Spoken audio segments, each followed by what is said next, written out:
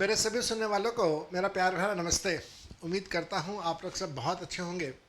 और ये जो हम लोग सीरीज़ कर रहे हैं, इस सीरीज़ को आप एंजॉय कर रहे होंगे। सीरीज़ के अंदर हम लोग असेसमेंट ऑफ इंडिविजुअल के क्वेश्चंस कर रहे हैं। ये सभी वो क्वेश्चंस हैं जो हमारे सीए के एग्ज़ाम के अंदर पास्ट में आ चुके हैं। And these recordings are beneficial for the students who will be appearing in their examination in September 2025 और in January 2026। मेरे बेटा जनवरी 2026 के बाद हमारा एग्ज़ाम आता है मई 26 में। और मई 26 के एग्ज़ाम के लिए असेसमेंट डेट चेंज हो जाएगा। फाइनेंस एक्ट 2024 की जगह फाइनेंस एक्ट 2025 के प्रोविजंस एप्लीकेबल हो जाएंगे। तो ये जो सेशंस मैं रिकॉर्ड कर रहा हूँ, this is relevant for two examinations, that is for September 25 and January 2026। Series के अंदर मैंने जो पहला वीडियो डाला था उसके अंदर मैंने आपके साथ मई 2025 का क्वेश्चन डिस्कस किया था। एंड सेकंड वीडियो जो दिया था मैंने आपको, उसके अंदर मैंने जनवरी 2025 का क्वेश्चन आपके साथ डिस्कस कर दिया था। आज की इस क्लास के अंदर हम लोगों ने सितंबर 2024 का क्वेश्चन डिस्कस करना है। अगेन ये क्वेश्चन 15 नंबर का है। अच्छा, 15 नंबर से ना मेरे को एक चीज़ बड़ी अच्छी सी लगती है। ये ऐसे क्वेश्चंस हैं जो कि आपका स्कोर मेक या ब्रेक कर सकते हैं। नाउ व्हाई डू आई से कि मेक एंड ब्रेक कर सकते हैं, मेक और ब्रेक कर सकते हैं? उसका रीज़न है इनकम टैक्स अपने आप में 50 नंबर का है। Income tax is for 50 marks. अब उस 50 मार्क्स के अंदर 30% दैट इज 15 नंबर के तो आपके मल्टीपल चॉइस क्वेश्चंस हैं, एमसीक्यूज हैं। कुछ एमसीक्यूज स्ट्रेट फॉरवर्ड एमसीक्यूज हैं, कुछ आपके केस स्टडी बेस्ड एमसीक्यूज हैं। तो अगर आप 50 में से 15 नंबर हटा दें तो बचा 35 मार्क्स, 70%। अब उस 35 मार्क्स में से 15 नंबर का आपका ये क्वेश्चन आता है। तो अगर आप इसको परसेंटेज वाइज कैलकुलेट करें, मैंने कैलकुलेटर कहाँ रख दिया, हाँ, अगर आप परसेंटेज वाइज कैलकुलेट करें तो 15 divided by 35 in terms of percentage is 42% या 43 इन फैक्ट। तो आप ये देखिए कि 35 मार्क्स का तो आपने पेपर अटेम्प्ट करना है जो डिस्क्रिप्टिव है, और उसके अंदर 35 मार्क्स के अंदर 15 नंबर का ये पहला क्वेश्चन है। तो that means this is having an weightage of what around 43%। तो मेक एंड ब्रेक वाली पोजीशन है जी। अगर आप ये क्वेश्चंस ठीक से कर पाते हैं तो आपका स्कोर अच्छा आ जाता है। अगर आप इनको ठीक से नहीं कर पाते हैं तो गड़बड़ हो जाती है। यहाँ पे दो बातें ध्यान रखिए। पहली चीज़ ये है कि आपको स्टेप मार्किंग के हिसाब से मार्क्स मिलते हैं। ऐसा नहीं है कि आपका फाइनल आंसर ठीक है तो आपको नंबर मिलेंगे, फाइनल आंसर गलत है तो आपको नंबर नहीं मिलेंगे, ऐसा बिल्कुल नहीं है। दूसरा, इस बात का ध्यान रखिएगा आप लोग कि आपको प्रैक्टिस करनी होगी। You need to practice hard.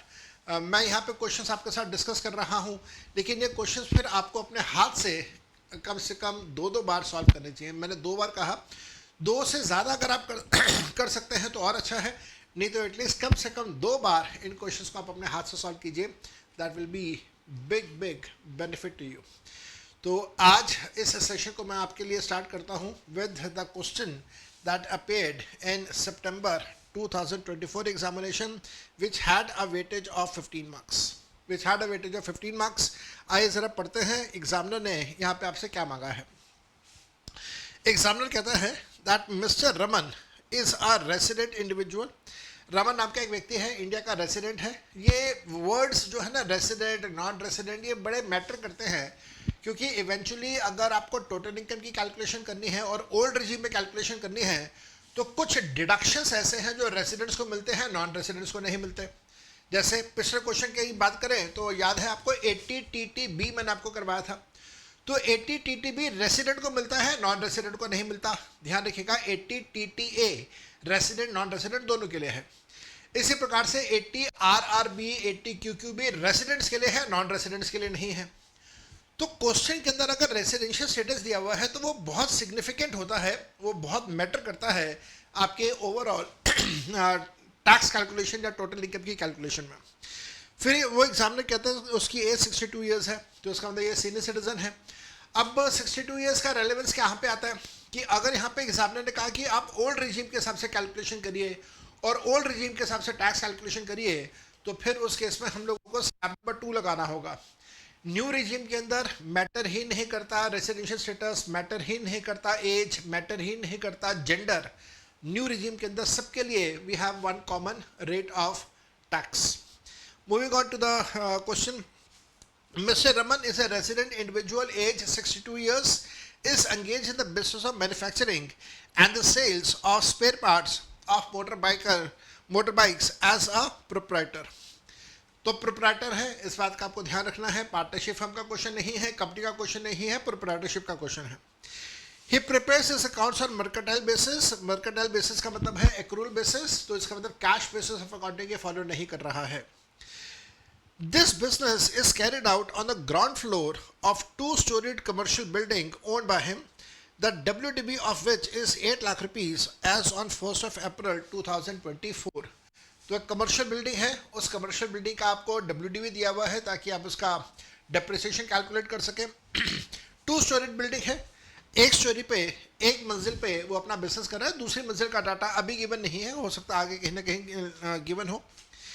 He prepares his accounts on accrual basis. अब ये लाइन रिपीट क्यों करी एग्जामिनर ने, मेरे को नहीं समझ आया. जब ऊपर लिख दिया कि वो मर्केंटाइल बेसिस है, तो यहाँ पे accrual basis दोबारा से लिखने का कोई ज़रूरत ही नहीं थी. एग्जामिनर ने करा है, चलो कोई बात नहीं. The profit and loss account for the assessment of 25-26 shows a net profit of 9,25,000 rupees before taxation and depreciation, but after debiting and crediting the following. तो एग्जामिनर आपको ये कह रहा है कि उसके प्रॉफिट एंड लॉस अकाउंट के अंदर 9,25,000 रुपये का अमाउंट आ रहा है, जिसमें अभी उसने टैक्सेस और डेप्रिसिएशन का इम्पैक्ट नहीं डाला है. दैट मीन्स डेप्रिसिएशन डेबिट नहीं हुआ है. मेरे बेटा ध्यान रखिएगा, टैक्सेस जो हैं वो तो वैसे ही आपके एप्रोप्रिएशन ऑफ प्रॉफिट्स होते हैं. टैक्सेस क्योंकि एप्रोप्रिएशन ऑफ प्रॉफिट है तो उसको हम लोग वैसे भी कभी कंसिडर नहीं करेंगे. तो यहाँ पे आपने 9,25,000 रुपये बिफोर टैक्सेस एंड डेप्रिसिएशन आपको दिया हुआ है. आगे इसके बाद देखिएगा, but after debiting and after crediting the following. तो मतलब ये सारी चीज़ें डेबिट हो चुकी हैं, ये सारी चीज़ें क्रेडिट हो चुकी हैं, इन सब का एडजस्टमेंट्स हो चुके हैं. पॉइंट नंबर 1 2 3 4 5 6 7 आपको दिया हुआ है. उसके नीचे कुछ एडिशन इन्फॉर्मेशन आपको और गिवन है, ABCDEFGH के नाम से. और लास्ट लाइन पढ़िए. मैं लास्ट लाइन क्यों पढ़ रहा हूँ, मैंने आपको हमेशा ये सिखाया कि आप सबसे पहले क्वेश्चन के रिक्वायरमेंट पढ़िए. रिक्वायरमेंट क्या है, once you understand the requirement of the question, उसके बाद उस क्वेश्चन को जब आप पढ़ेंगे तो पढ़ने का नज़रिया आपका बदलेगा और उसके हिसाब से आपका सोल्यूशन मतलब माइंड में ही आपका सोल्यूशन चलेगा. लास्ट लाइन पढ़ते हैं. एग्जामिनर कहता है compute the total income and the tax payable. तो दो चीज़ें कैलकुलेट करनी है, टोटल इनकम भी निकालना है, टैक्स लायबिलिटी भी आपने निकालनी है. For the assessment year 25-26 by mister Raman under default tax scheme and under the optional tax scheme, and tell which option is advantageous to Mr. Raman. लो जी, ओल्ड रिजीम की टोटल इनकम, ओल्ड रिजीम की tax liability, new regime की total income, new regime की tax liability, और फिर आपने ये भी कमेंट करना है कि दोनों में से बेटर कौन सा है. तो अब आप देखिए, अगर आप इस क्वेश्चन को कंपेयर करते हैं with the question that appeared in May 2025, तो May 2025 का जो क्वेश्चन था उसके अंदर तो आपको सिर्फ टोटल इनकम कैलकुलेशन के लिए कहा, टैक्स लायबिलिटी नहीं मांगी थी 15 नंबर में. यहाँ पे 15 नंबर में आपसे टैक्स लायबिलिटी भी मांग रहा है एग्जामिनर. और टैक्स लायबिलिटी के बाद वो कह रहे हैं ये भी बताओ कि उसके लिए ज़्यादा एडवांटेजेस, ज़्यादा बेनिफिशियल स्कीम कौन सी रहेगी. तो यू गेट एन आइडिया कि 15 नंबर के अंदर एग्जामिनर क्या क्या आपसे पूछ सकता है, क्या क्या मांग सकता है. नाउ ये क्वेश्चन बहुत बड़ा क्वेश्चन है और इसके अंदर बहुत सारी इंफॉर्मेशन गिवन है. आइए इन्फॉर्मेशन को पढ़ना स्टार्ट करते हैं. जो 9,25,000 रुपये का आपको प्रॉफिट एंड लॉस अकाउंट जो प्रॉफिट गिवन है उसके अंदर क्या क्या एडजस्टमेंट्स ऑलरेडी हो चुकी हैं. पॉइंट नंबर 1 में एग्जामिनर कहता है that the travelling expenses includes 2,40,000 रुपये being an expenditure incurred on the foreign tour to Taiwan for attending a business exhibition and meetings with vendor, out of which 40,000 rupees is incurred in Indian currency and 2 lakh rupees is incurred in foreign currency. Mr. Raman has spent 10 days in Taiwan, out of which 4 days were utilized by him for attending marriage ceremony of the vendor's son. तो ये वाली line हमारे लिए relevant है. वो 10 दिन के लिए ताइवान गया था बिजनेस के काम से, लेकिन उन 10 दिनों में से 4 दिन वो वेंडर के बेटे की शादी अटेंड कर रहा था और 6 दिन वो काम कर रहा था. तो जो टोटल खर्चा है उस टोटल खर्चे को आप 6:4 के रेशो में डिवाइड करेंगे.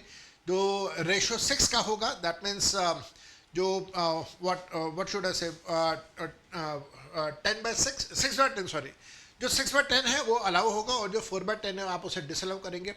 और यहाँ पे जो इन्फॉर्मेशन एग्जामिनर आपको दे रहा है कि भाई इतना अमाउंट इंडियन करेंसी का है, इतना अमाउंट फॉरेन करेंसी का है, दैट इज़ इरेलीवेंट। वो चाहे आप अमाउंट इंडियन करेंसी में खर्च करें या फॉरेन करेंसी में खर्च करें, दैट इज़ टोटली इरेलीवेंट, उसकी हमें कोई सिग्निफिकेंस नहीं है। बट अपार्ट फ्रॉम दैट आपको 4 and 6 डेज का हिसाब रखना होगा। पॉइंट नंबर 2 में जाते हैं।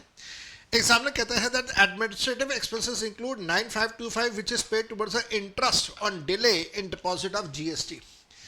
नाउ द क्वेश्चन अराइजेस कि क्या इंटरेस्ट का पैसा जीएसटी का पीएल अकाउंट में डेबिट करना अलाउड है या नहीं है।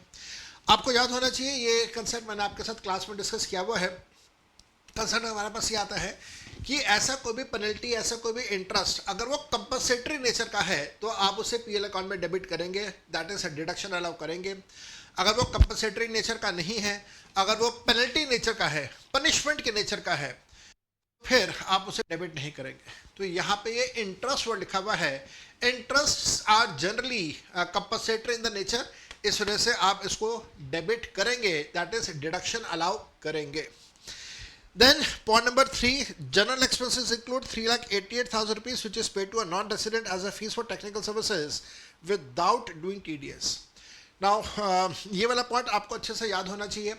अगर आप बिना TDS की कोई पेमेंट कर रहे हैं और वो बिना TDS की पेमेंट आप किसी रेसिडेंट को कर रहे हैं तो उस केस में आपका 30% और 70% के हिसाब से काम चलता है। लेकिन अगर आप ये पेमेंट किसी नॉन रेसिडेंट को कर रहे हैं तो जितना पैसा आपने इंडिया से बाहर किसी नॉन रेसिडेंट को पे करा है बिना टीडीएस के, उसका 100% अमाउंट डिडक्शन में डिसअलाउ कर दिया जाता है।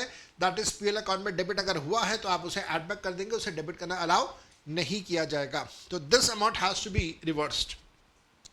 फिर एग्जामिनर कहता है that the fire insurance premium of 66,000 rupees for the entire building remains unpaid till 31st March 2025। कोई बात नहीं, क्योंकि ये accrual basis of accounting follow कर रहा है, इस वजह से चाहे अगर इसने कुछ पैसा पे नहीं करा है तब भी वो पैसा पीएल अकाउंट के अंदर डेबिट करना अलाउ किया जाएगा। इसने यहाँ पे डेबिट किया हुआ है, ठीक किया हुआ है। Next, expenditure of 75,000 rupees was paid to the scientific research association approved under section 35। Out of 75,000 rupees 50,000 rupees was utilised towards the purchase of land by such research association. मेरे बेटा, अगर न्यू रिजीम है तो new regime के अंदर 75,000 rupees का deduction allow नहीं होगा, और अगर ओल्ड रिजीम है तो ये डिडक्शन अलाउ किया जाएगा। Point number 6, he has let out the first floor of his commercial building to mister Aman on 1 April 2024। तो जो पूरी कमर्शियल बिल्डिंग है, टोटल कमर्शियल बिल्डिंग है, उसका आधा बिजनेस के लिए यूज़ कर रहा है और आधा उसने लेट आउट किया हुआ है। जो लेट आउट है वो उसका हाउस प्रॉपर्टी में चला जाएगा, और जो आधा वो बिजनेस के लिए यूज़ कर रहा है उसके सारे खर्चे बिजनेस के खर्चे हैं।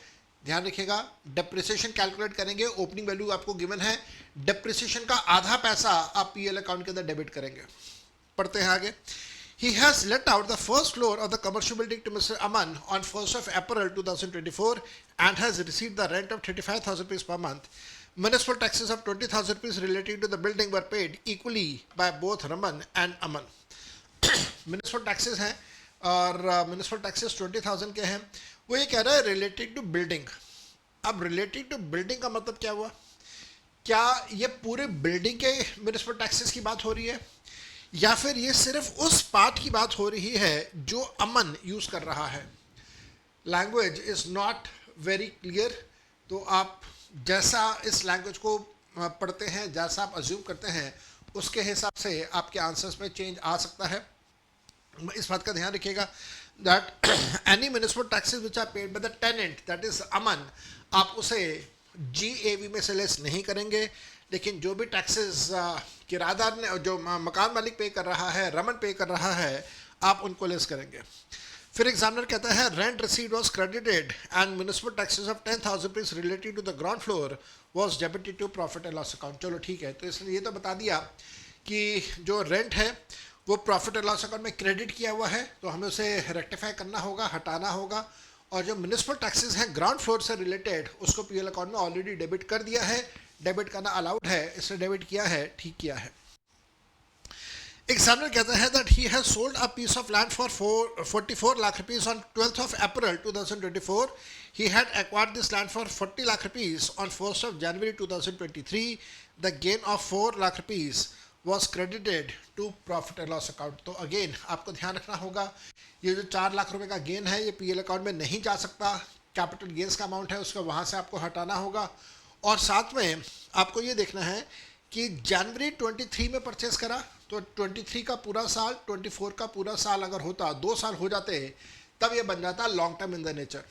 अब क्योंकि ये लॉन्ग टर्म नहीं है, ये अभी टाइम पीरियड जो है, पीरियड ऑफ होल्डिंग जो है, ये पीरियड ऑफ होल्डिंग इसका इज लेस देन 24 मंथ्स, इस वजह से this is a short term capital asset. और आपको ये बात अच्छे से पता है कि जो एसेट का नेचर होता है वही कैपिटल गेन्स का नेचर होता है।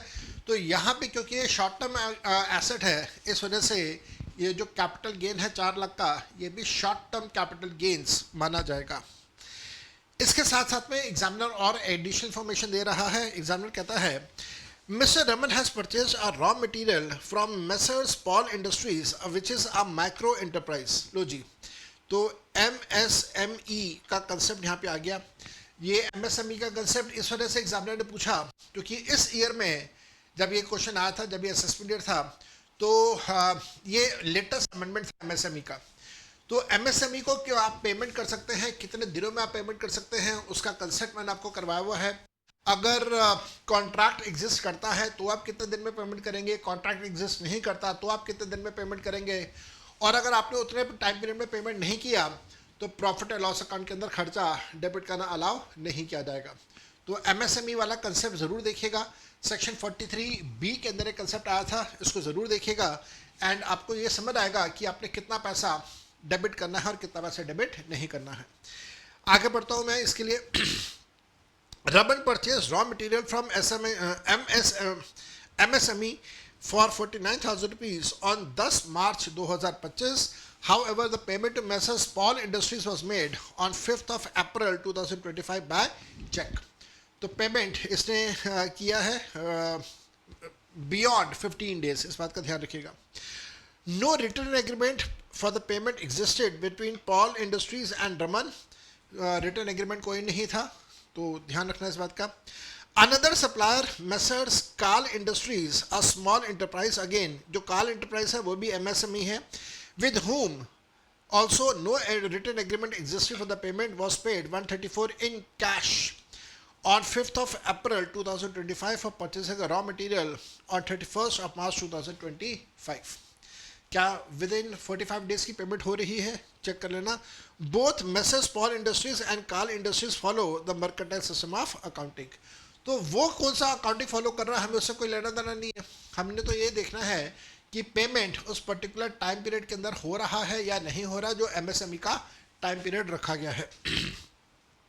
तो एक केस में हो रहा है, दूसरे केस में नहीं हो रहा, इस बात का ध्यान रखिएगा। फिर एग्जामिनर कहता है that Raman had acquired a registered trademark on 15th of July 2024 for 2 lakh rupees. तो रजिस्टर्ड ट्रेडमार्क का मतलब इनटेंजिबल एसेट है, और इनटेंजिबल एसेट का मतलब आप 25% का डेप्रिसिएशन इसके ऊपर चार्ज करेंगे। इनटेंजिबल का 25% आता है, ध्यान रखिएगा। Raman started using this trademark for the business on 15th of January 2025. Raman omitted to enter any transaction relating to the trademark in his books of accounts. तो कोई बात नहीं, आप डेप्रिसिएशन चार्ज करना। अब ये ध्यान रखिएगा, put to use 15th of January है, तो 15 जनवरी से 31 मार्च तक it is less than 180 days. इस वजह से आप 25% का आधा, दैट इज 12.5% का डेप्रिसिएशन इसके ऊपर चार्ज करेंगे। Mr. Raman bought a car for personal use on 12th of April 2021 for 5,40,000 rupees. He started using this car for the business purposes on 1st of April 2024. As on that date, the market value of the car was 2,10,000 rupees. Assume the rate of depreciation to be 15%. तो personal asset converted into business asset, मैं repeat करता हूं, personal asset converted into business asset. याद रखिएगा, building का case होता तो provision अलग होते, फर्नीचर और प्लांट मशीनरी का केस होता तो उसके प्रोविजन अलग हैं। तो यहाँ पे सेक्शन 43 सब सेक्शन 1 के प्रोविजन अप्लाई हो रहे हैं, जो मैंने आपके साथ डेप्रिसिएशन के चैप्टर में डिस्कस किया हुआ है। मेरे बच्चे, अब आप देखिए, ये एक क्वेश्चन, और जो हमने क्वेश्चन अभी करा था फर्स्ट क्लास के अंदर, दैट वाज फॉर मई 2025। तो मई 25 का क्वेश्चन तो बहुत आसान था as compare to this question that appeared in September 24। जान खा जाएगा ये पूरा क्वेश्चन आपकी। तो ये आपकी किस्मत है, ये आपके कर्म है कि आपको किस तरह का क्वेश्चन मिल रहा है। आसान क्वेश्चन मिल रहा है, मुश्किल क्वेश्चन मिल रहा है, but this is really saddening to see that see institute does not maintain a particular standard. 15 number में कभी कभार क्वेश्चन बहुत आसान, कभी कभार क्वेश्चन बहुत मुश्किल। वट आई बिलीव इज कि there must be a consistency, एक स्टैंडर्ड हो, उस स्टैंडर्ड को मेंटेन किया जाए, एक टफनेस का एक लेवल हो, उसको मेंटेन किया जाए, और across every 3 examinations in the year वो कंसिस्टेंसी ज़रूर होनी चाहिए, which is sadly missing in our CA examination. Why? पता नहीं क्यों। Then he has incurred 2,50,000 रुपये on purchase of a new machinery to be used in the production of spare parts for motorbikes on 15th of April। दो बातें ध्यान रखिएगा, एक तो यहाँ पे लिखा हुआ है न्यू, और दूसरा लिखा हुआ है प्रोडक्शन। Production is manufacturing. क्योंकि दोनों कंडीशन सेटिस्फाई हो रही हैं, इस वजह से आप एडिशनल डेप्रिसिएशन 20% का और नॉर्मल डेप्रिसिएशन 15% का अलाउ करेंगे। नाउ ये जो 20% का एडिशनल डेप्रिसिएशन है वो न्यू रिजीम में नहीं होता। न्यू रिजीम में आपको सिर्फ नॉर्मल 15% का डेप्रिसिएशन मिलेगा। ओल्ड रिजीम के अंदर आपको 35% का डेप्रिसिएशन इसके ऊपर मिल जाएगा। एग्जामिनर कहता है that he has paid a tuition fees of 25,000 रुपये on the education of the daughter to college. तो 80C का डिडक्शन आ जाएगा अगर ये ओल्ड रिजीम है, न्यू रिजीम के अंदर नहीं आएगा। During the year Raman had incurred 95,000 rupees in cash for preventive health care checkup, where 5,000 was for himself, 45,000 rupees for his parents who are the super senior citizens. तो आपको याद होना चाहिए कि मैक्सिमम 5,000 की लिमिट अप्लाई होती है अंडर सेक्शन 80D जब आप प्रिवेंटिव हेल्थ केयर चेकअप के बारे में बात करते हैं। तो प्रिवेंटिव हेल्थ केयर चेकअप में मैक्सिमम 5,000 की लिमिट है। देन वो कहता है he has donated to a registered political party by way of cheque 20,000 rupees. तो अगर आप पॉलिटिकल पार्टी को डोनेट कर रहे हैं तो आपको 80GGB के अंदर इसका डिडक्शन मिलता है। अगर आप पॉलिटिकल पार्टी को कुछ पैसा दान में दे रहे हैं तो ये डिडक्शन न्यू रिजीम के अंदर नहीं होंगे, ओल्ड रिजीम के अंदर होंगे। और एग्जामिनर कहता है कि that compute the total income and the tax payable. अब आप देखिए कितनी सारी बातें इसके अंदर कवर करी हुई है, एग्जामिनर ने बहुत सारी बातें कवर करी हुई हैं। डेप्रिसिएशन आ गया, एडिशनल डेप्रिसिएशन आ गया, और न जाने पता नहीं क्या क्या, हाउस प्रॉपर्टी आ गया। हाउस प्रॉपर्टी में भी म्यूनिसिपल टैक्सेस टेनेंट पे कर रहा है, मकान मालिक पे कर रहा है। बहुत सारी चीज़ें हैं। चलिए जरा इसको हम लोग स्टार्ट करते हैं, देखते हैं हम लोग इसको कर पाएंगे या नहीं कर पाएंगे। पहले मैं आपके साथ NTR न्यू टैक्स रिजीम की बात करता हूँ। न्यू रिजीम के अंदर हाउस प्रॉपर्टी की इनकम 35,000 रुपीज़ मंथ के हिसाब से 4,20,000 रुपये आपके पास आ गया। अगर एक बार आप इसको दोबारा से पढ़ लें तो हाउस प्रॉपर्टी से रिलेटेड आपको पॉइंट नंबर 6 गिवन है, और वहाँ पे लिखा हुआ है कि रेंट 35,000 रुपीज़ मंथ का था। तो 35,000 into 12 will give me what 4,20,000 rupees. Municipal taxes which are paid by tenant Aman hence not deductible. तो हम लोग उसको लेस नहीं कर रहे हैं, लेकिन ओनर ने भी तो पे करा था। यहाँ पे एक बार पढ़े हम लोग, यहाँ पे क्या लिखा हुआ था, municipal taxes of 20,000 rupees related to building were paid equally by both Raman and Aman. Rent receipt was credited. Municipal taxes of 10,000 related to ground floor was debited to profit and loss account. तो मेरे ख्याल से यही समझ आ रहा है कि जो इससे रिलेटेड है वो लेटर वाली बिल्डिंग से रिलेटेड है वो किराएदार ने पे करा, और जो रमन है वो रमन ने जो म्यूनिसिपल टैक्सेस पे करे हैं वो ग्राउंड फ्लोर से रिलेटेड इसने पे करे हैं। That is the understanding that I am able to develop. Net annual value निकाला, 30% लेस किया, और इंटरेस्ट का कोई डाटा शायद गिवन नहीं है। तो हमारे पास हाउस प्रॉपर्टी इनकम आती है 294 विच इज़ प्रिटी ईजी, कोई दिक्कत नहीं होनी चाहिए। आपको नेट प्रॉफिट गिवन था 925 का। ट्रैवलिंग एक्सपेंसेस में 4 दिन उसने पर्सनल यूज़ के लिए यूज़ करा है, 4 दिन। इस वजह से 4 दिन का जो प्रोपोर्शनेट है वो मैंने डिसअलाउ करा है। Interest on delay in deposit of GST यहाँ पे ज़ीरो शो किया हुआ है। अगर मैंने जैसे आपको कहा कि अगर आप इसे कंपनसेटरी मानते हैं तो डेफिनेटली आप इसे शो करेंगे, पीएल अकाउंट में डेबिट करेंगे। इसने ऑलरेडी डेबिट किया हुआ है, इस वजह से इसका हम लोग कोई ट्रीटमेंट नहीं कर रहे हैं। जो फीस आपने नॉन रेजिडेंट को पे किया है बिना टीडीएस के, वो सारा का सारा डिसअलाउ होगा, 100% डिसअलाउड, तो उसको हमने यहाँ पे ऐड बैक किया है। फायर इंश्योरेंस प्रीमियम आपको दिया हुआ था, जो आधा पोर्शन उसका था, लेटर्ड वाला था, उसको हमने डिसअलाउ करा है। एंड क्योंकि वो साइंटिफिक रिसर्च का अमाउंट है और एनटीआर फॉलो हो रहा है, तो एनटीआर में तो उसे डेबिट करना अलाउ किया नहीं जाता, इस वजह से हमने 75,000 को भी डिसअलाउ कर दिया है। Municipal taxes related to ground floor, यहाँ पे भी मैंने नील क्यों लिखा हुआ है, एक बार इसको मैं पढ़ूँ कि कुछ गड़बड़ तो नहीं है। म्युनिसिपल टैक्सेस से रिलेटेड म्युनिसिपल टैक्सेस की बातें कहाँ पे लिखी हुई हैं भाई? म्युनिसिपल टैक्सेस की बातें हैं,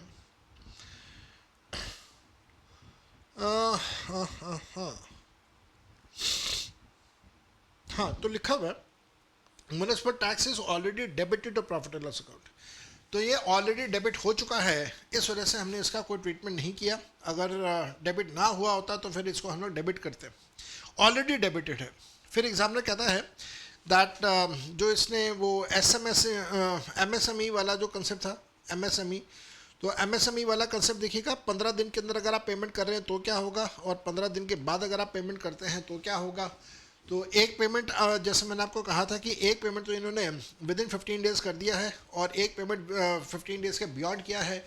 तो जो बियॉन्ड 15 डेज़ है उसको आप डिसअलाउ करेंगे और जो विद इन 15 डेज़ है दैट विल बी अलाउड, तो उसको हम लोगों ने अलाउ करा है यहाँ पे। और 49,000 जो बियॉन्ड 15 डेज़ है उसको हमने डिसअलाउ करा है अंडर सेक्शन 43B, लिखा हुआ है 43B, और कंसेप्ट एमएसएमई वाला हम लोगों ने अप्लाई करा। इसके बाद अगर हम लोग जाएं तो हमारे पास कंसेप्ट आता है रेंट रिसीव्ड। रेंट रिसीव्ड का अमाउंट वो कह रहा था कि उसने सारा का सारा पीएल अकाउंट के अंदर क्रेडिट किया है, तो उसको हमने यहाँ से डिसअलाउ करा। लैंड का जो रेंट है, लैंड का जो गेन है 4 लाख रुपये, वो पीएल अकाउंट में क्रेडिट करा हुआ है, तो उसे हमने डिसअलाउ करा। ट्रेडमार्क का डिप्रिसिएशन इसने अभी तक माइनस नहीं करा था, क्लेम नहीं करा था, तो 2 लाख का 25% का आधा हमने वो क्लेम करा। कार का डिप्रिसिएशन आपके पास 15% का आ जाएगा, स्टार्टिंग में लिखा हुआ था विदाउट डिप्रिसिएशन, तो विदाउट डिप्रिसिएशन है, तो इस वजह से हमने 81,000 का डिप्रिसिएशन लिया।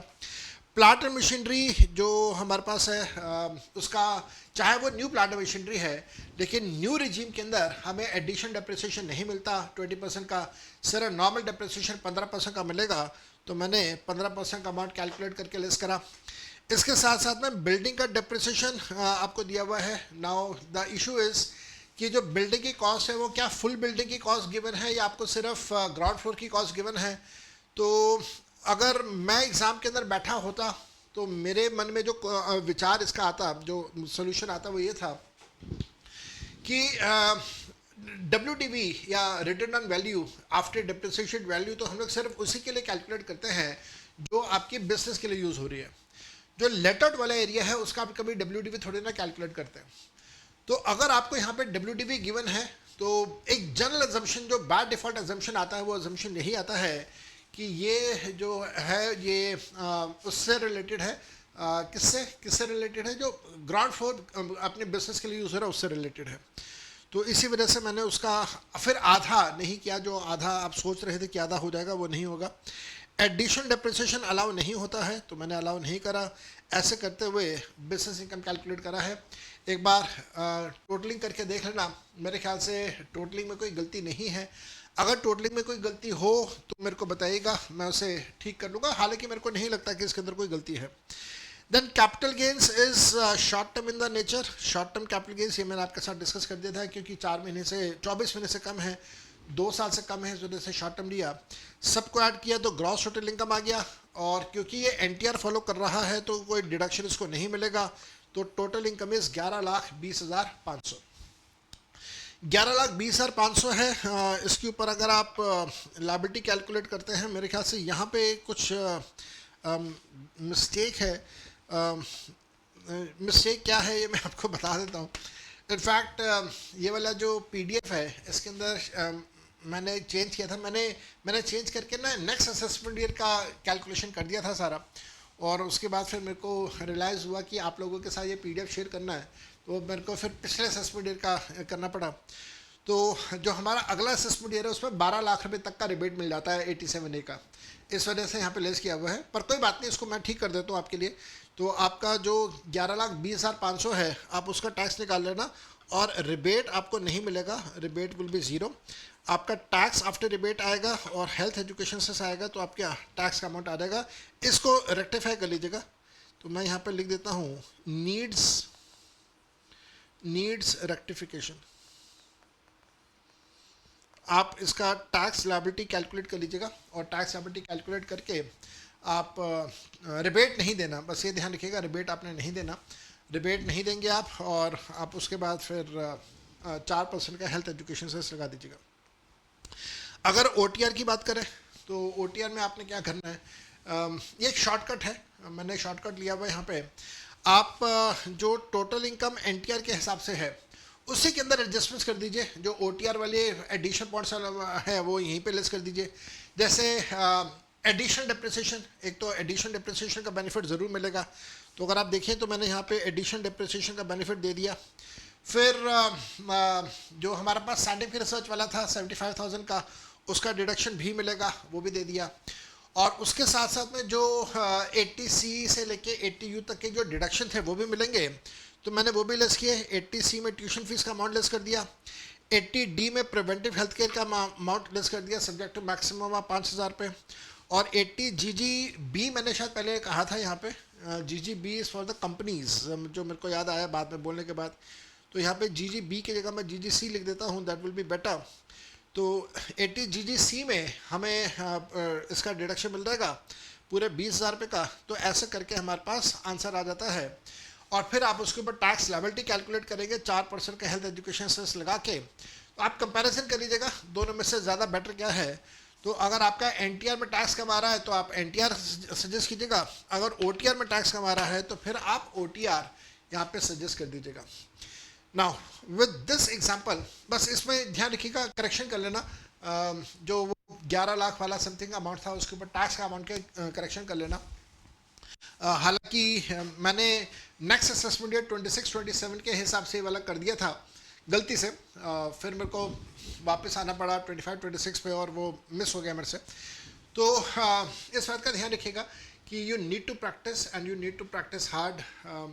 What I can do is I can only guide you, मैं आपको सिर्फ गाइड कर रहा हूँ यहाँ पे, लेकिन कैलकुलेटर उठा के, पेन उठा के, रजिस्टर उठा के अपने हाथ से काम आपने करना है। और कम से कम 2 बार ये सारे क्वेश्चंस कर लीजिएगा, तो डेफिनेटली आपको बेनिफिट मिलेगा। आज 26 जून है और कल 25 जून को या शायद 25 जून से पहले हमारे सी इंस्टीट्यूट ने RTP भी इशू कर दिया है, और आने वाले दिनों में मैं आपके साथ RTP का भी पूरा डिस्कशन करूँगा। अब मेहनत आपने करनी है, मैं आपको सिर्फ एक समय सपोर्ट प्रोवाइड कर सकता हूँ। You have to work hard. मेरा टेलीफोन नंबर आप सबके पास है, मेरे को फ़ोन करते रहिएगा, एंड जो भी आपके डाउट्स हैं वो डाउट्स मेरे से पूछते रहिएगा। तो आज के सेशन में यहाँ तक, bye bye and enjoy yourself, best of luck. And मैं आपके कॉल्स की एंड मैसेजेस की वेट करूँगा। एन्जॉय।